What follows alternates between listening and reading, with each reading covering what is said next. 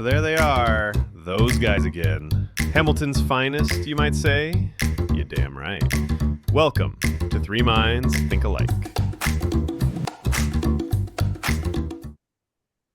And welcome back to the podcast. Oh my goodness, 9 episodes. Can you believe it? Almost double digits, boys. I'm Spencer Grenier, joined by Kyle Chambers and the Max Hatter. And as always, we want to thank you, the listener, for always tuning in on a weekly basis. If you're new to the channel, please make sure to hit like and subscribe and the bell notification to get notified for upcoming content within the upcoming weeks. You already know what time it is. I got my cup of Joe, and off we go. With everybody saying, let's dive in. For us humans, there are a variety of beverages to choose from. The best part is that we have quite a selection to drink that we can indulge throughout the day. A coffee in the morning, a fresh batch of orange juice. If you need an alternative to get that boost, maybe a can of pop. But don't drink too much, you'll end up getting zits. And I learned that the hard way in high school. Maybe milk, especially chocolate, always important for the bones. And at night, a hot cup of tea to calm the nerves and have a good night's sleep. Lately, there has been a fan favorite drink that has been taken off within the past few years, and that is matcha. A great healthy drink that are filled with antioxidants and more of a natural caffeine that can still help you get throughout the day. If you haven't had a cup of matcha, it is something that I highly recommend.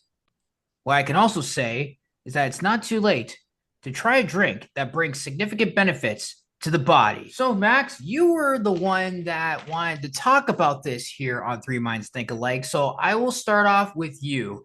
Have you ever tried matcha?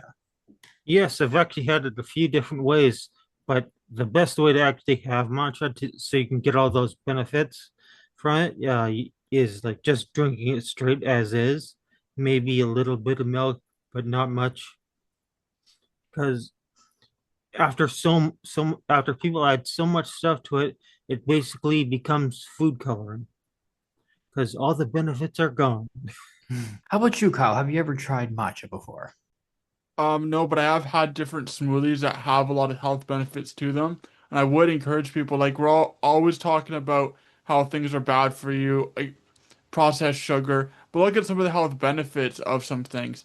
Obviously, don't get candy and expect to be super strong and have all these health benefits, but in the drinks that you do have, look at the health benefits and go, how can this help me? Matcha actually dated back between the 7th and 10th century in Chinese culture back in the old time of China. So it does have a lot of historical significance to China and to Asia, and it's something that's really ingrained in what people have done because it does come from a plant. So it was one of the earlier drinks in semi-modern human history to come around, and it's becoming one of those popular things, right? Like you go to a really fancy cafe, people will buy matcha now as more of a cultural trend.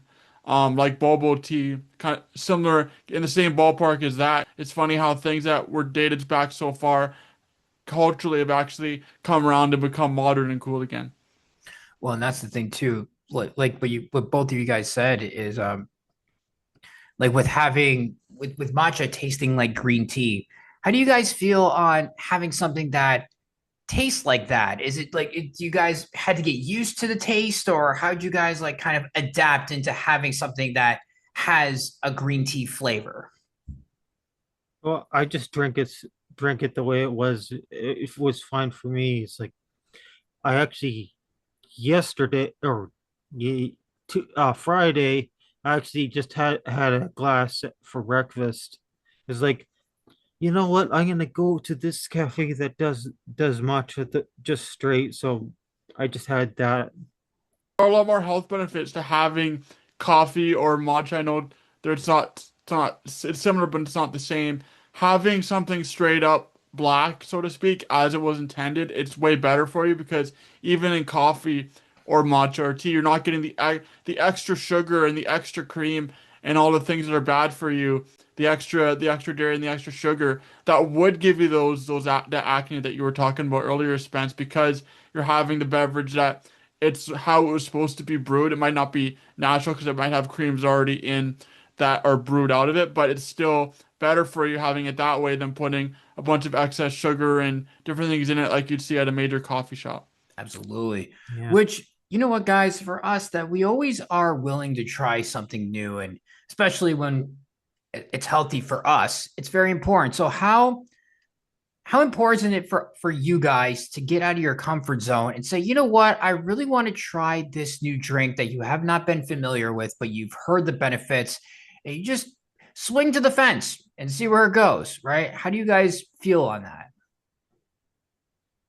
I've personally tried a lot of different drinks before. Even there was a local festival in my hometown in Jarvis this weekend, so I went. And even though I like the straight up lemonade, it is the lemonade with the lemon, so it does have sugar and stuff in it, but it does taste different with fresh lemons. I've had it with strawberry and raspberry, and different things that you wouldn't normally try because it's good to get out of your comfort zone and try different things because it expands your palate and you know that you like it. So if you go to even a restaurant and there's something that is not like kind of part of your repertoire, so to speak, but it's something that you enjoy, then you can go there, try the drink and enjoy it and know that, hey, if there's a place where it doesn't have there's nothing there that's in my repertoire, this is an extra thing that I might like. So even if you go out with friends and say it's a place that you've never been before, you know you have that on your list to so-called play it safe. Yeah, I usually just want to try it because it's new and different. It doesn't have to be all health benefits for some of these things, but sometimes that's just the great thing about it. That's why you should probably try this instead of the other thing. How important is it to try beverages that come across seas and be a Well, part of North American culture? as you were explaining earlier, with the culture and trying different things, it expands your palate and it opens your mind to different cultures. So, for example, even in Hamilton, when we all went to Malt College, I used to live around Malt College, and I would try go to a restaurant and try different things. Um, that's great because it doesn't just expand your food palette, but also opens you up to different cultures or different information that you might have known of before. So even if you say if you're used to the foods that you have, regardless of what culture you're in, and you try something new, you might want to go back and try. They might meet the people from that culture, so that opens your mind to learning about not just the people that you're comfortable around, but people that you might not have thought of being around before, but now that you have information on them, it expands your idea of what the world is. Now, I'm not talking about the world in general, watching the news and all of those things, but even just in your local community, looking at different cultures and seeing how they're part of the globe, the greater goal of humanity as a whole. Yeah, I think it is pretty important, especially for like immigrants, because they're like, this is a thing that I would have at home, but now I can have it here too. So that's a little bit of comfort for them. Also it's going to be like exposing everyone else to their culture and what they eat or what drink in this case. So it can be a very important thing, not just not just for us, but them mostly the people who like are trying to share their culture and adapt to this new place because it can be scary when you go too far away or when you leave home in general. They really appreciate us going in there and trying out because we do want to see, right? Because culture altogether in Canada, it's amazing. And hence why we see a bunch of these festivals that are packed because people just want to learn and participate, which is really, really good. And even seeing the significance of matcha locations.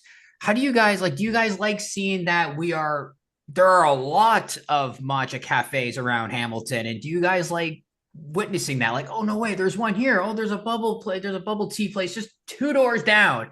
It seems like it's growing, especially on King Street East and Upper and James Street North. Like, how do you guys like seeing that? Yeah, I kind of do, but like it growing really kicked off uh like 2015 because it was like James Street North was abandoned, but then it's like now we have every place on the street filled with someone. So like all the coffee shops kind of started moving in then and got really big. But that's what I And mean. now, It's good to see that, Max, right? I feel yeah, that's important for yeah, and sure. just saying, you kind of missed the big giant growth that you seem to be talking about. Yeah. I missed my But window by like 7 years. Well, That's don't okay. worry Better late about than it. never, man. Well, don't worry about it. Everything was really small. It's like we only got a few things to start, and now it's like now we have 50 things or whatever. Yeah, yeah, absolutely. That's what I mean. It's so good to Yeah, see. it's actually really nice and to actually just go out and go to like some local place and go, hey, I want to try this, or I want to try the other thing. The three of us Or, have to get bubble tea at Filthy Philly soon. It's I only a don't think they matter do of that. time, and man. Spence, it's not just about seeing bubble tea restaurants pop up. It's seeing how rest the major chains are adapting to have different kinds of teas and different kinds of drinks. So it's more open for everybody, so everyone gets something that they want at these major locations when they're traveling or on their day-to-day commute. This is I, awesome. I loved your answer there, Kyle, because it actually segues into my next question. I totally agree with you, Kyle, on that one. Yeah, and here's the thing. So then, and here's the best part too, guys. And Kyle, I'm going to start off with you with this question. So because yeah, plenty of bubble tea, matcha, and even tea in general cafes. Would you guys like to see a matcha festival that showcase a lot of these significant healthy beverages? Kyle, kick it off. Well, absolutely. It's not just about matcha and teas. It's about different protein powders you can try, different supplements you can take. I personally take uh, a vitamin D gummy every day and multiple times a week. I use protein powder just to help me feel more awake, more energized. Eat a lot of eggs. Going to obviously follow your doctor for any medical advice, uh, as far as being sick or your own personal. But if you want to go out and expand your mind and see different parts of what things can offer. Go to these different places that have matcha and different protein powders and different teas, and seeing how that could help your health in a positive way. I think is can be very rewarding. Yeah, I'd like to see a festival like that, but I don't think matcha should be the headliner, especially if it's like now, because basically almost all the matcha is coming from Japan, and they can't handle all that demand. But China is upping their production, so later in the future, like in 5 years at least, that would be a nice thing to see at matcha being the headliner. But just seeing a festival where it's like, hey, all these drinks are actually good for you, or all this types of food is good for you. That kind of festival would be great to see. Well, even because when you go into these cafes, they do have their products that they sell. It's not just buying a fresh cup of Joe or whatever. They do have sometimes they have the coffee beans already there, just like when you go into a Tim Hortons. So that's what I mean. Having these festivals, they can just showcase and have more of a variety for us to buy. But here's the thing, guys. I've noticed that when yesterday I went to a matcha cafe with my good buddy Benson, and we and what I've noticed was there was somebody who ordered matcha but added ice cream to it. And with matcha powder in general, it's so universal that you can use it for foods and smoothies. And if you guys get used to the taste of matcha itself, would like to kind of enhance and step up a little bit and be like, oh, you know what? I'm gonna try that with ice cream. Yeah, obviously you could try different things.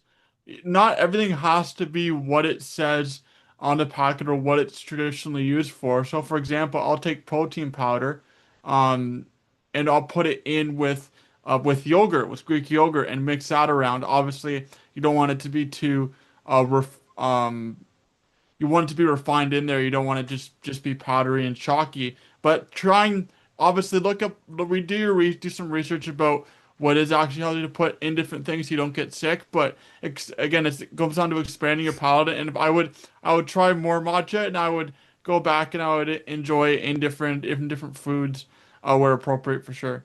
I have to ask, Kyle, you did say, oh, make sure you do your research and don't put too much ingredients. It makes me think, what did you do? What did you make before that you added like all this sugar and spice and everything else? Did you actually have a bad experience and be like, you know what, this actually seems satisfying? And then when you tasted it, it was like, ugh. Well, it really, I've tried different things with what I said about the protein powder and the Greek yogurt. I've tried it with peanut butter. I've tried it with jams, and some of the combinations have worked. Some I haven't been too favorable for. But again, it's all about what you enjoy and what your health restrictions are, and just expanding your mind the best way you can, where it feels comfortable for you. Unless you're pranking your brother. Actually, you know what? Here's the thing. I like how you add, like you said with your yogurts, you add the peanut butter, but then you actually add the jelly. That actually does seem to work. That's gotta be Yeah, pretty darn good, actually. And then you can add a little bit of like maybe like cinnamon or whatever to that mix. you can definitely add cinnamon. You can add different things. You add honey. You could also add granola. There's a lot of ways you can go about that. So Max, this is really satisfying right now, man. This is what you call a good morning breakfast. Okay, so well, I probably wouldn't mix it with too much stuff because then you're not getting all the benefits from the matcha itself. I'd probably use the fake matcha fun matsucha, which is usually just what they would use for things like the green muffins that are matcha flavored muffins because it has a similar taste but doesn't have all the benefits or taste exactly like a ceremonial grade matcha. I would love to bring like the three of us together to go to a matcha cafe in Hamilton, man. I would love to do that. And it's only a matter of time, Kyle, even when all three of us go out to Port Dover and to hopefully there'll be a matcha cafe there too. Would you like to see that eventually? Because you know for a fact that it's gonna eventually open up. It has to be.